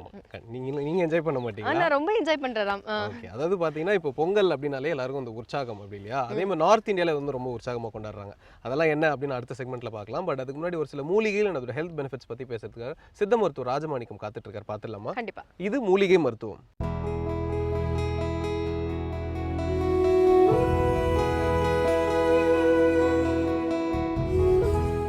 உலகெங்கும் உள்ள வேந்தர் டிவி நேயர்களுக்கு காலை வணக்கம். நம்ம இப்போ பார்க்க போகிற மூலிகை மருத்துவம் வந்து கழுத்து வலி வந்துருச்சுன்னா வலி தாங்க முடியாமல் நிறைய பேர் அவதிப்படுறாங்க. இன்றைக்கி வந்து தொலைபேசி பேசும்போது சாச்சிக்கிட்டே தான் வண்டி ஓட்டிகிட்டு போகிறாங்க. இப்படியே போய் கழுத்து இந்த பக்கம் பிடிச்சிட்டு அவங்க நேராக நடக்கும்போதும் கழுத்தை சாச்சிக்கிட்டே போய்கிட்டு இருக்காங்க. நம்ம நிறைய பேரை பார்க்குறோம். இந்த மாதிரிலாம் நிறைய அது வந்து தவறான ஒரு இது. இந்த மாதிரி வேணுமா ஒரு இடத்துல நிறுத்திட்டு அப்புறம் பேசுங்க. இல்லையா போய்கிட்டு பேசணும்னா ஆபத்தாயிரும். நம்ம உடல் உயிர் வந்து நமக்கு எல்லாருக்கும் சொந்தம், நமக்கு மட்டும் சொந்தம் இல்லை. நம்மளை நம்பி நிறைய உயிர்கள் இருக்குது, உங்களை நம்பி உங்கள் குடும்பமே இருக்கும். அதனால் ஒரு ஜாக்கிரதை இல்லாமல் போகாதீங்க. இருசக்கர வாகனம் போகும்போது தொலைபேசியை கண்டிப்பாக அதை வந்து நிறுத்திட்டு நீங்கள் பேசுங்க, தவறு கிடையாது. இந்த மாதிரி கழுத்து வலியோடு பேசி நேராகவே போக முடியாது. வண்டி சாச்சி போய் எங்கேயாவது விபத்துக்குள்ளாயிரும். அந்த கழுத்து வலி வந்துச்சுன்னா தூங்கும்போது பார்த்தீங்கன்னா இப்படியே வச்சுட்டே இருப்பாங்க, அந்த நேராகவே ஆக்க முடியாது. இன்றைக்கி போய் எங்கேயாவது அதை போய் சுளுக்கு எடுக்கிறேன் அப்படின்னும் போது நரம்பு எடுத்து ஒடிக்கும் போது கழுத்து திருப்பும் போது கொண்ட நரம்பு இருந்துச்சுன்னா உயிர் போயிடும். எல்லாரும் போய் கழுத்தை திருப்புறாங்கன்னு போய் தன் கழுத்தை திருப்பி கொடுக்கக்கூடாது. சில பேருடைய வேகத்தில் திருப்பும்போது கொண்ட நரம்பாக இருந்துச்சுன்னா உயிர் போயிடும். லேசாக வந்து மெதுவாக செய்யணும். சில நேரம் வலி அதிகமாக இருக்கா அந்த இடத்த வந்து ஒத்தனம் கொடுக்கணும், லேசாக ஒத்தனம் கொடுக்கணும், அரைப்படி நாளி வச்சுருக்கணும். இதெல்லாம் வந்து எங்களுக்கு செய்ய தெரியாது. எங்களுக்கு ஏதாவது ஒரு மருத்துவம் வேணும் அப்படின்றதுக்கு தான் இந்த எருக்க இலை. எருக்க வந்து எல்லாருமே வந்து வேண்டான்னு ஒதுக்கியிருப்பாங்க. இது வந்து ஒரு மோசமான ஒரு இலை, இதை வந்து தேவையில்லாது. இது வந்து சரியான மருத்துவம், நல்ல வலி நிவாரணி மருத்துவம், எப்படியாப்பட்ட வலியும் கேட்கக்கூடியது. இது வந்து நேரடியாக இந்த பாலை தொட்டு வச்சா அந்த இடத்துல வந்து புண்ணாயிடும். இந்த பால் கண்ணில் பட்டால் கண் கெட்டு போயிடும். அதனால் இதெல்லாம் ஒடிக்கும் பொழுதே கொஞ்சம் ஜாகிரதையாக ஒடிக்கணும். தேவையில்லாமல் வந்து கண்ணில் எடுத்துகிட்டு தடவிட்டு இருக்கக்கூடாது, கண் காந்தல் ஆரம்பிச்சிடும். அதெல்லாம் இல்லாமல் பாதுகாப்பாக ஒரு துணியை வச்சுட்டு எடுக்கலாம். ஒடிக்கும்போது இதில் பால் வந்திருக்கும், அந்த பால் வரும்போது கொஞ்சம் கவனமாக பார்த்து பிடுங்கணும். இந்த இலையை மட்டும் இதுக்கு பயன்படுத்துகிறோம். இதோடு சேர்ந்து முல்லை இதனுடைய இலைகள் வந்து மருந்தாக பயன்படுது, வலி நிவாரணியாக இருக்குது. இது எப்படியாப்பட்ட வலியும் எடுக்கக்கூடியது. இதனுடைய பூ வந்து பெண்களுக்கு அழகு கூட்டுறது. ஆனால் இதனுடைய இலைகள் வந்து நமக்கு வந்து வலி நிவாரணியாக பயன்படுத்துகிறோம். முடக்காத்தான் பயன்படுத்தும் போது முடக்கு வலி வந்திருக்கு அப்படின்னா, இப்போ கழுத்து சாட்சியாக இருக்குன்னா அந்த கழுத்தை வந்து மீண்டும் வந்து சரி செய்கிறதுக்கு இந்த முடக்காத்தானை பயன்படுத்துகிறோம். முடக்கு மாதிரி வளைச்சி ஆரம்பித்தாலே அது முடக்கு வாதன்ற அர்த்தம். அதே மாதிரி கழுத்து வலி வந்து கழுத்தை சாய்ச்சிட்டே இருந்தால் அது கொஞ்ச நாளுக்கு அப்புறம் திருப்பவே முடியாமல் போயிடும். அந்த திருப்பவே முடியாமல் இருந்தால் இந்த முடக்காத்தானை பயன்படுத்தும் போது கண்டிப்பாக மீண்டும் பழைய நிலைக்கு கொண்டு வர்றதுக்கு முடக்காத்தானை பயன்படுத்துகிறோம். கிராம்பை வந்து மேல் உபயோகத்துக்கு பயன்படுத்தும் போது அதிக வலி நிவாரணியாக பயன்படும்.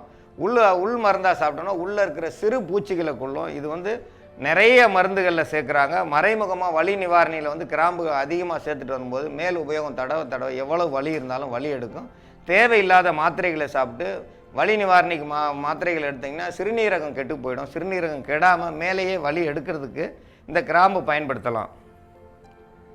இது வேப்பெண்ணெயை பயன்படுத்தும் போது அதிக சூடு, எந்த இடத்துல குளிர்ச்சி அதிகமாக இருக்கும் அந்த இடத்துல வந்து வளைஞ்சு போயிருக்கும். அதில் கொஞ்சம் சூடு போட்டு தேய்க்கிறோம்னா லேசாக வேப்பெண்ணெயை தேய்ச்சாலே சூடு கிளம்பிடும். அந்த சூடு இருக்கும்போது நரம்பு வந்து நீள ஆரம்பிச்சிடும். பார்த்தீங்கன்னா ஏன் நரம்பு நீள ஆரம்பிக்குது? சூடு இல்லைன்னா சுருங்கிடும், சூடு இருந்துச்சுன்னா நிமிந்துடும். அப்போ கழுத்தை நிமிர்றதுக்கு வேப்பெண்ணெயை பயன்படுத்துகிறோம். நல்லெண்ணெயை பயன்படுத்த வேண்டாம். நல்லெண்ணெய் வந்து குளிர்ச்சியை உண்டாக்கக்கூடியது. விளக்கெண்ணையும் தேவையில்லை, வேப்பெண்ணெய் தான் கண்டிப்பாக தேய்க்கணும். வேப்பெண்ணெய் தேய்ச்சா கொஞ்சம் வாசனை அதிகமாக இருக்கும், அதனுடைய கசப்புத்தன்மை அதிகமாக இருக்கும். அதை பற்றி கவலைப்பட வேண்டாம். நமக்கு வலி நிவாரணி தான் தேவை. இதோடு சேர்ந்து மருந்தை நம்ம தயாரிக்கும் பொழுது கழுத்து வலி வந்து நேராகும். கழுத்தில் இருக்க நரம்புகள் வந்து வலி இல்லாமல் போகும். உள் உறுப்புகளில் சதைகள் கெட்டு போகாமல் இருக்கும். இதை பயன்படுத்தும் போது தேவையில்லாதெல்லாம் போட்டோம்னா உள்ள அந்த தோல் முழுவதும் கெட்டிருக்கும், தோலினுடைய நிறம் மாறி இருக்கும். கழுத்தில் போட்டு சிலருக்கு பார்த்தீங்கன்னா கழுத்து இடம் பூரா முழுவதும் புண்ணாக இருக்கும், தோல் பிஞ்சிட்டு வந்துடும். அந்த மாதிரிலாம் இருக்கக்கூடாது. எந்த ஒரு மருந்தாக இருந்தாலும் மருந்தாக பயன்படுத்தும் போது அந்த தோலும் கெடக்கூடாது, உள்ளே இருக்கிற வலியும் சரியாகணும், சுகமாகவும் இருக்கணும். அதுதான் மருத்துவம். எதையாவது ஒன்று போட்டு அந்த நேரத்துக்கு வலியை போய்க்கிறோன்னு சொல்லி பிச்சு எடுக்கிறதெல்லாம் இருக்காங்க. அந்த மாதிரிலாம் செய்யக்கூடாது. கழுத்தை கொண்டு போய் ஒடிக்கிறேன், திருப்புறேன் அப்படின்வாங்க. சிலர் வந்து நல்லா 2 கம்பை வச்சு நிமிப்பாங்க. நிமிக்கும் போது பல பிரச்சனைகள் வந்துடும். அந்த தாடை எலும்பு ஒடிஞ்சிரும், பல் உள்ளே கொட்டிடும். இதெல்லாம் நிறைய இருக்குது. மறைமுகமாக வந்து மருத்துவம் இருக்குது. அது வந்து கொடூர மருத்துவம்னு சொல்லுவோம். அது வந்து முரட்டுத்தனமான மருத்துவம். வந்ததுமே ஒரே திருப்பியாக சரியாயிடுச்சா போன்வாங்க. அது சடக்குன்னு சத்தம் வருமே தவிர சரியாயிருக்காது. மீண்டும் வந்து ரொம்ப அதிகமாக வந்து நரம்பு சுளுக்கி இருக்கும். அந்த நரம்பு சுளுக்க கழுத்து வலியை போக்குறதுக்கான மருத்துவம் இப்போ பார்க்க போகிறோம்.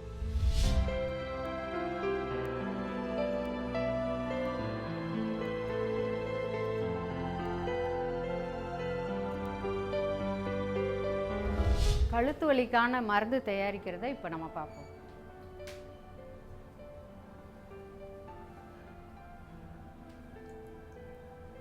வேப்பெண்ணெய் வந்து அந்த நம்ம மூலிகையை வதக்கி எடுக்கிறதுக்கு தேவையான அளவுக்கு நம்ம எடுத்துக்கிறோம். வேப்பெண்ணெய் தான் அதுக்கு வந்து பயன்படுத்தணும். அப்போ தான் வந்து கழுத்து வலி எடுக்கும். அதுக்காக தான் வந்து வேப்பெண்ணெயில் இப்போ நம்ம எருக்கில் மேலே உள்ள கொழுந்திலை, ஒரு இலை இவ்வளோ சிறிய இலை போதுமானது. அந்த எண்ணெய்க்கு தக்கன இலையை போடுவோம். அதை நரம்பு நீக்கிட்டு போட்டுரும்.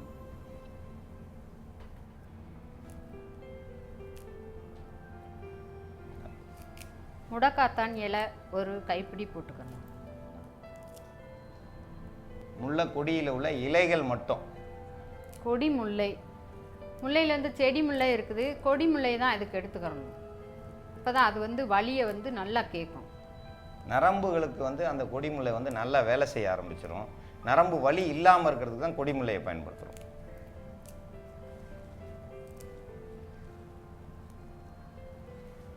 கிராம்பு ஒரு 10 கிராம்பு அளவுக்கு நல்ல தூள் செஞ்சு வச்சுருக்கோம்.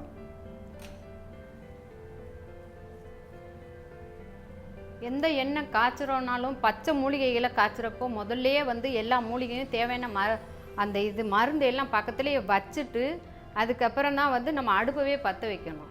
அப்போ தான் வந்து அந்த மருத்துவம் முழுசும் நம்மளுக்கு வந்து கிடைக்கும். அதிகமான சூடு வச்சு இதை வந்து காய்ச்சக்கூடாது.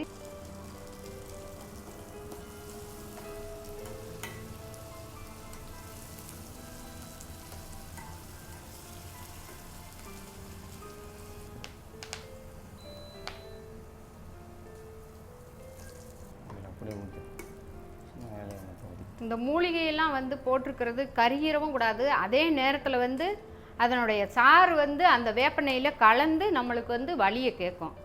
அதனால் எண்ணெய் நல்லா கொஞ்சம் சூடான உடனேயுமேவும் நம்ம அதை அப்படியே இறக்கிடணும்.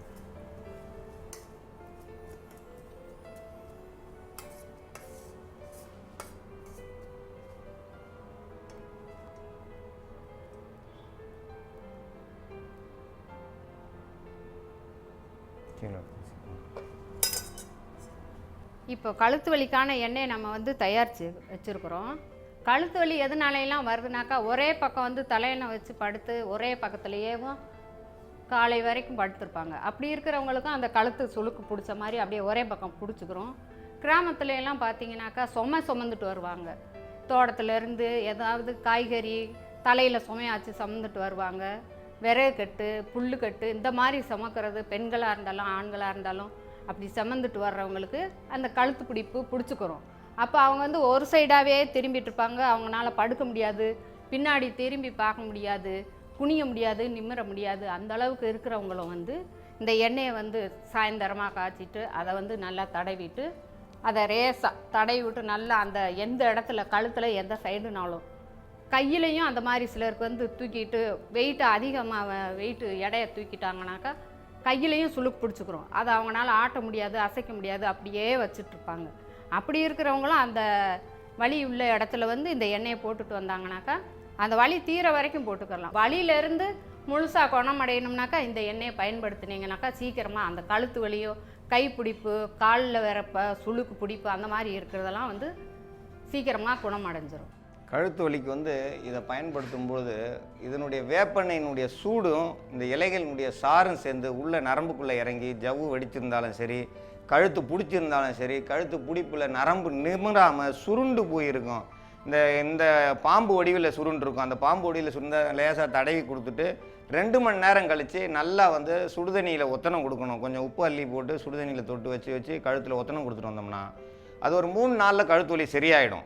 3 நாளில் சரியானா இது ஒரு சிறந்த மருந்து. இதை வந்து கழுத்து வலி இந்த இருசக்கர வாகனம் ஓட்டுறவங்களுக்கு தான் அதிகமாக கழுத்து வலி வருது. இந்த கழுத்து வலியை சரியாக்குறதுக்கு இது ஒரு சிறந்த மருந்து. இது எல்லாரும் பயன்படுத்தி பயன்பெற வேண்டும் என்று கேட்டுக்கொள்கிறேன். ஸோ சாந்தினி, இப்போ பொங்கல் வந்து 4 நாள் கொண்டாடுறாங்க இல்லையா? அது வந்து போகி வந்து பார்த்தீங்கன்னா மார்கழி மாதத்தோட லாஸ்ட் நாள். அப்புறம் வந்து தை 1ஆம் தேதி வந்து தை திருநாள். ஸோ தை 3ஆம் தேதி வரைக்கும் பொங்கல் கொண்டாடுறாங்க. மாட்டு பொங்கல், காணும் பொங்கல் அப்படி கொண்டாடுறாங்க. இது வந்து நார்த் இந்தியாவில் எப்படி கொண்டாடுறாங்க அப்படின்னு பார்த்தீங்கன்னா மகர சங்கராந்தி அப்படின்னு கொண்டாடுறாங்க. இப்போ நம்ம வந்து தேங்க்ஸ் கிவிங், சூரியனுக்கு அப்படிலாம் நம்ம கொண்டாடுறோம். அவங்க இதை எப்படி கொண்டாடுறாங்க அப்படின்னு பார்த்தீங்கன்னா கைட் ஃபெஸ்டிவல் நடத்துறாங்க. அது எல்லாருமே வீட்டில் இருந்து கலர் கலராக காத்தாடிலாம் விட்டு இது வந்து அதுவும் தேங்க்ஸ் கிவிங் தான். பேசிக்காக அதுவும் வின்டர் ஹார்வெஸ்ட் ஃபெஸ்டிவல் தான். அது வந்து அவங்க கைட் ஃபெஸ்டிவல் வந்து கொண்டாடுறாங்க. ஓகே, சோ மேல இருந்து பாக்கும்போது அப்படியே கலக்கலரா நிறைய பட்டங்கள் எல்லாம் விடுவாங்க. ஓகே, நல்லா இருக்கே இந்த விழா. நம்ம பொங்கல்ல இத இங்க இன்ட்ரோ듀ஸ் பண்ண கூடாது? இங்க வந்து நம்ம 2 பேரும் இன்ட்ரோ듀ஸ் பண்ணிலாம் நடக்காது. நம்ம வேணா நார்த் இந்தியா போய் பார்க்கலாம். சரி, நம்ம கொஞ்சம் சஜஷன் கொடுப்போம் கவர்மெண்ட்டுக்கு. கைட் ஃபெஸ்டிவல் நல்லா இருக்கு கேக்குறதுக்கு. சரி, ஓகே. தொடர்ந்து வந்து 12 ராசிகளுக்கான யோக பலன்களை சொல்றதுக்காக யதார்த்த ஜோதிடர் ஷெல்வி காத்துட்டு இருக்காரு. பாத்துலாமா? இது யோகம் நல்ல யோகம்.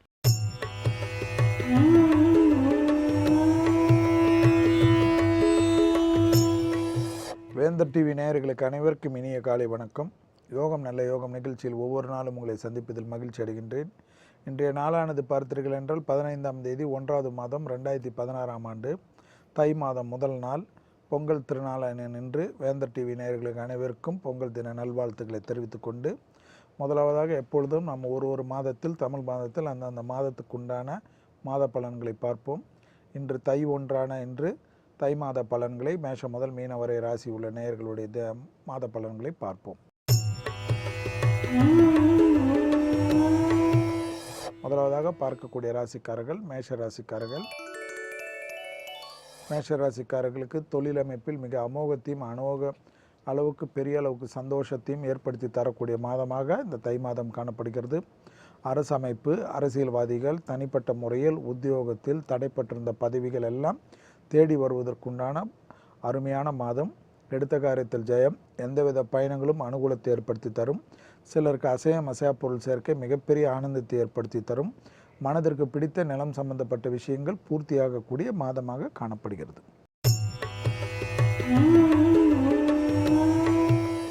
அடுத்ததாக பார்க்கக்கூடிய ராசிக்காரர்கள் ரிஷப ராசிக்காரர்கள். குடும்பத்தில் உள்ள பெற்றோர் பெரியோர் உடல்நிலைக்கு மட்டும் அதிக முக்கியத்துவம் கொடுக்க வேண்டும். தனிப்பட்ட முறையில் பூமியால் மிகப்பெரிய ஆதாயங்கள் அனுகூலங்கள் காணப்படுகிறது. குடும்பத்தில் சுபகாரிய தடைகள் பரிபூர்ண நிவர்த்தி ஏற்படுகிறது. புதிய வரவுகளுக்கு உண்டான குடும்பத்தில் உத்தரவு ஏற்படுகிறது.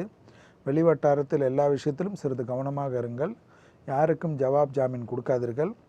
அனாவசியமான நட்புகளையும் அனாவசியமான விஷயத்திலும் கோபதாபங்கள் பெரும் சங்கடத்தை ஏற்படுத்தலாம். சட்டத்துக்கு புறம்பான ஒரு நிழல் கூட அண்டாமல் பாதுகாத்துக்கிறது பெருமளவு பாதுகாப்பாக இருக்கும். அடுத்ததாக பார்க்கக்கூடிய ராசிக்காரர்கள் மிதுன ராசிக்காரர்கள்.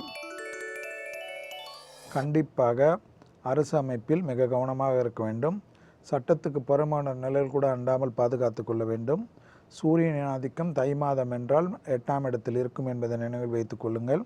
எனவே சட்ட சிக்கல்கள், கொடுக்கல் வாங்கல்கள், தேவையில்லாத வழக்கு போன்ற விஷயத்தை மற்றவர்கள் பார்வையில் விடுவது, எல்லா விஷயத்திலும் ஒரு விதமான அலட்சியப்படுத்துவது, தேவையில்லாதவர்களுக்காக போய் பரிந்து பேசுவது, மற்றவர்கள் விஷயத்தில் மூக்கை நுழைப்பதெல்லாம் செய்தீர்கள் என்றால் பெரும் கஷ்டமும் பெரும் சங்கடமும் ஏற்படும். குடும்பத்தில் மிகப்பெரிய அனுகூலங்கள் ஏற்படுவதற்குண்டான சாத்தியக்கூறுகள் காணப்பட்டாலும் கோபதாபத்தை மிக மிக கவனமாக கையாள்வதும், குறிப்பாக தான் உண்டு தன் வேலை உண்டு இருப்பதை ஏற்றத்தை தரும். அடுத்ததாக பார்க்கக்கூடிய ராசிக்காரர்கள் கடக ராசிக்காரர்கள். சுபகாரியத்தில் அனுகூலங்கள், எடுத்த காரியத்தில் ஜெயம், வார்த்தைக்கு மதிப்பு மரியாதை கூடக்கூடிய நாள். உத்தியோகமோ தொழில் அமைப்போ செலவினங்களோ மிக சுலபமாக எல்லாவற்றையும் கலப்பீர்கள். வரவுக்கு மீறிய செலவுகள் காணப்பட்டாலும் அவையெல்லாம் சுப செலவுகளால் மிகப்பெரிய ஆனந்தம் ஏற்படும். கொடுக்கல் வாங்கலில் இருந்த மன கஷ்டங்கள் பண கஷ்டங்கள் படிப்படியாக நிவர்த்தி ஏற்படும். அதே சமயம் துணை அல்லது துணைவியாருடைய தேக ஆரோக்கியத்திற்கு அதிக முக்கியத்துவம் கொடுப்பது நன்மை தரும். குடும்பத்தில் மட்டும் அந்நியர் தலையீடோ பிறர் குடும்ப விஷயத்தில் உங்கள் தலையீடோ கூடவே கூடாது. அடுத்ததாக பார்க்கக்கூடிய ராசிக்காரர்கள் சிம்ம ராசிக்காரர்கள். ஏற்றம், அனுகூலங்கள், மன சந்தோஷம். ஏற்கனவே நீண்ட நாட்களாக மருத்துவமனையில் இருந்த சிம்ம ராசிக்காரர்கள் கூட நல்ல தேக ஆரோக்கியம் பெற்று மீண்டும் வீட்டுக்கு வருவது போன்ற சந்தோஷங்கள். அரசமைப்பில் விடுபட்ட பதவி உயர்வுகள் தேடி வருவதற்குண்டான சாத்தியக்கூறுகள். அரசியல்வாதிகள் திடீரென்று எடுக்கக்கூடிய முடிவுகள் பிறரால் பிரமிப்பாக பலரால் அது அச்சம் கொள்ளக்கூடிய அளவுக்கு பெரிய அளவுக்கு மாற்றத்தை ஏற்படுத்தி தரக்கூடிய நல்ல மாதமாக காணப்படுகிறது. தடைப்பட்டிருந்த அமைப்புகள், மேலதிகாரிகளுக்கு உங்களுக்கு இருந்த இடைவெளிகள் குறைந்து வழக்கு போன்ற விஷயங்கள் உங்களுக்கு சாதகமான அமைப்பை ஏற்படுத்தும். அடுத்ததாக பார்க்கக்கூடிய ராசிக்காரர்கள் கன்னியா ராசிக்காரர்கள். வயிற்று சம்பந்தப்பட்ட விஷயங்கள், பெண்களுக்கு கர்ப்பப்பை கோளாறுகளில் மிக கவனம். வெளிவட்டாரமோ உத்தியோகமோ தொழிலமைப்பில் அனுகூலங்கள் காணப்படுகிறது. பிள்ளைகள் விஷயத்தில் பூத கண்ணாடி ஆராய்ச்சி இந்த மாதத்தில் வேண்டாம். பிள்ளைகளை அரவணைத்துக் கொள்ளுங்கள். பிள்ளைகள் படிப்பு, பிள்ளைகளுடைய பழக்க வழக்கத்திற்கு மட்டும் சிறிது கவனமாக இருங்கள். மற்றபடி வெளிவட்டாரம் உத்தியோகம் தொழிலமைப்பு அனுகூலங்கள். சுபகாரிய தடைகள் பரிபூர்ண நிவர்த்திகள். எந்தவித பயணங்களும் மிகப்பெரிய அனுகூலத்தையும் லாபத்தையும் தன்னம்பிக்கையும் அசையாமசைய பொருள் சேர்க்கை, குறிப்பாக வண்டியில் மிகப்பெரிய மாற்றம் பெரிய சந்தோஷத்தை ஏற்படுத்தும். அடுத்ததாக பார்க்கக்கூடிய ராசிக்காரர்கள் துலா ராசிக்காரர்கள். யோகம், அனுகூலங்கள் எல்லாம் காணப்பட்டாலும் பெற்றோர் பெரியோருடன் வாக்குவாதம் வேண்டாம். குடும்பம் தொழில் நிமித்தமாக குடும்பத்தை விட்டு தொலைதூரத்திற்கு பிரிவதற்குண்டான சாத்தியக்கூறு காணப்பட்டாலும் மனவேதனை ஏற்பட்டாலும் அதை செய்வதே நன்மை ஏற்படுத்தி தரும். குடும்பத்தில் உள்ள பெரியவர்களுடைய தேக ஆரோக்கியத்திற்கும் அவர்கள் மருந்து மாத்திரைகளிலும் அதிக எச்சரிக்கை. மருந்து மாத்திரைகளை மாற்றி கொடுப்பதனால் தேவையில்லாத குழப்பங்கள் குடும்பத்தில் உள்ள பெரியோர்களுக்கு ஏற்பட்டுவிடும். அதேபோல் இரத்த கொதிப்பு, சர்க்கரை நோயாளிகள் அதிக எச்சரிக்கையுடன் இருக்கக்கூடிய மாதக்கட்டம். மற்றபடி வெளிவட்டாரம், உத்தியோகம், தொழிலமைப்பு, சுபகாரிய தடைகள், குடும்பத்தில் பிள்ளைகள் விஷயத்தில் மிகப்பெரிய அனுகூலங்கள், ஏற்றங்கள் ஏற்படுவதற்குண்டான சந்தோஷமான காலகட்டம். அடுத்ததாக பார்க்கக்கூடிய ராசிக்காரர்கள் விருச்சக ராசிக்காரர்கள். தன்னம்பிக்கைக்கு அனுகூலமான அமைப்பாக காணப்பட்டாலும் தேக ஆரோக்கியம், வண்டிகளில் மட்டும் சிறிது கவனம். எதிரிகள் பலம் கூடியுள்ளதனால் தேவையில்லாத வாக்குவாதங்கள் வேண்டாம். ஏற்கனவே இரத்த கொதிப்பு, சர்க்கரை நோயாளிகள், மற்ற நோய் உபத்திரங்கள், இரத்தத்தில் பரவக்கூடிய ஜுரம் போன்ற விஷயத்தில் அதிக எச்சரிக்கை. அரசு அமைப்போ, தைரிய அமைப்போ, மற்ற விஷயங்களும் அனுகூலங்கள். கண்டிப்பாக பொருள் சேர்க்கை, பண சேர்க்கைக்கு உண்டான மாதமாக காணப்படுகிறது. வெளிவட்டாரத்திலோ, பண அமைப்பிலோ, உத்தியோகத்திலோ, தொழில் அமைப்பிலோ பிரச்சனைகள் காணப்படவில்லை என்றாலும் தேக ஆரோக்கியத்திலே பகைர்வு விஷயத்தில் மிக மிக கவனம். அடுத்ததாக பார்க்கக்கூடிய ராசிக்காரர்கள் தனுசு ராசிக்காரர்கள். காது, மூக்கு, தொண்டை, ஒவ்வாமை போன்ற விஷயத்தில் அதிக எச்சரிக்கை. மற்றபடி வெளிவட்டாரம் அனுகூலங்கள் காணப்படுகிறது. வாக்குஸ்தானத்தில் உள்ள சூரியனின் ஆதிக்கமாக நல்ல நண்பர்கள், நல்ல உறவினர்களை தேவையில்லாத கோபதாபத்தினால் விரயத்தை ஏற்படுத்தி கொள்ளலாம். வீண் விவாதங்கள் வேண்டாம். எந்தவித விஷயத்தையும் ஆக்கப்பூர்வமான பணிகளுக்கு மட்டும் வாயை திறப்பது நன்மை தரும். மற்ற விஷயத்தெல்லாம் அடக்கி வாசிப்பது நன்மை தரும். முடிந்த அளவுக்கு தெய்வ வழிபாடுகளுக்கு அதிக முக்கியத்துவம் கொடுங்கள். பயணங்கள் பெரிய அளவு வெற்றியும் அனுகூலத்தையும் காணப்படுவதுடன் எடுத்த காரியத்தில் ஜெயமும் அனுகூலம் காணப்படுவதை சரியாக முறையாக பயன்படுத்தி கொள்ளுங்கள்.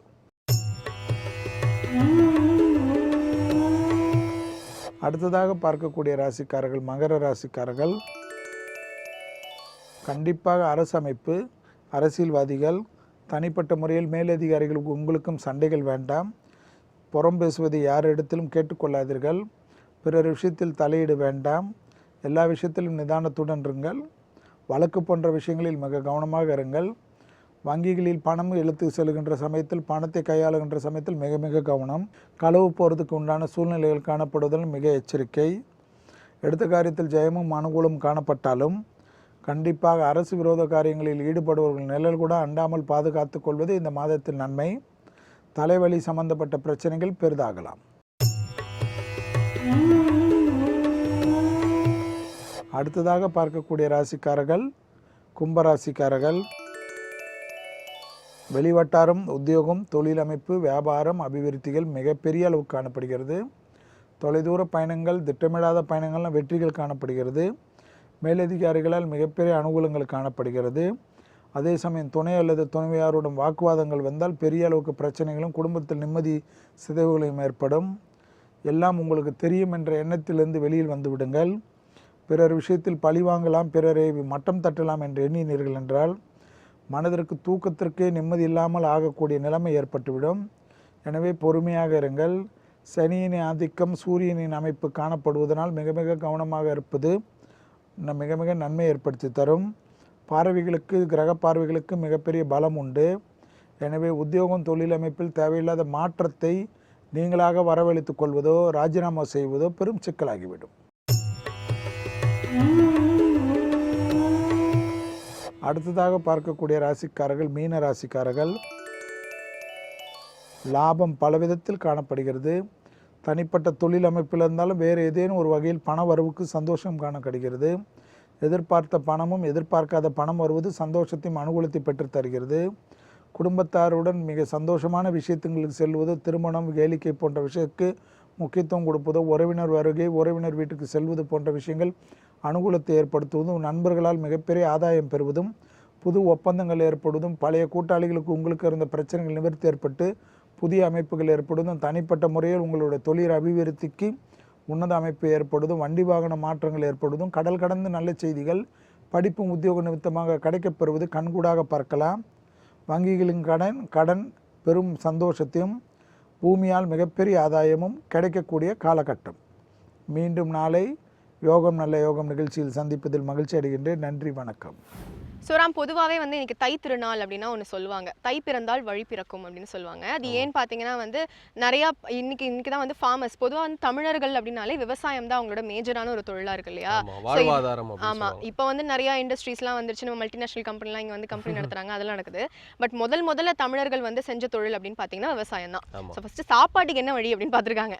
ஸோ பேசிக்கலாக வந்து விவசாயம் இல்லை அப்படின்னா வந்து நம்ம யாராலையுமே இப்போ சாப்பிடவே முடியாது, அது வேற விஷயம். ஸோ அதனால வந்து பேசிக் நீடே அதான். ஆமா, ஸோ பேசிக்கலா தை பிறந்தால் வழி பிறக்கும்னு ஏன் சொல்றாங்க அப்படின்னா, தை மாசம் வந்துச்சு அப்படின்னா பொங்கல், ஸோ அறுவடை செஞ்சிருவாங்க, ஸோ பயிரெல்லாம் நல்லா விளைஞ்சிரும், ஸோ நெல் வித்துருவாங்க எல்லாருக்குமே, ஸோ அதனால உங்களுக்கு காசு கிடைக்கும். ஸோ அதை வச்சு வேற அடுத்த பயிர் வந்து பயிரிடுவாங்க, இல்லை வீட்டில் கல்யாணம் விசேஷம் ஏதாவது செய்யணும்னா அந்த பணத்தை வச்சு செய்வாங்க. ஸோ அதனால எதுவாக இருந்தாலும் தை மாசம் வரட்டும் பார்த்துக்கலாம் அப்படின்வாங்க. தை மாசம் தான் காசு வரும். ஸோ அதுக்காக தான் வந்து ஆக்சுவலி தை பிறந்தால் வழி பிறக்கும் அப்படின்னு சொல்லுவாங்களாம்.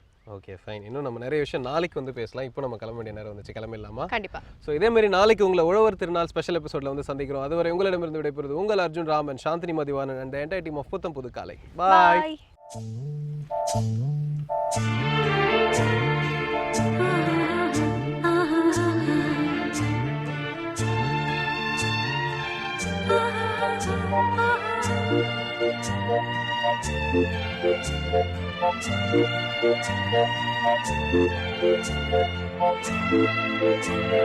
Thank you.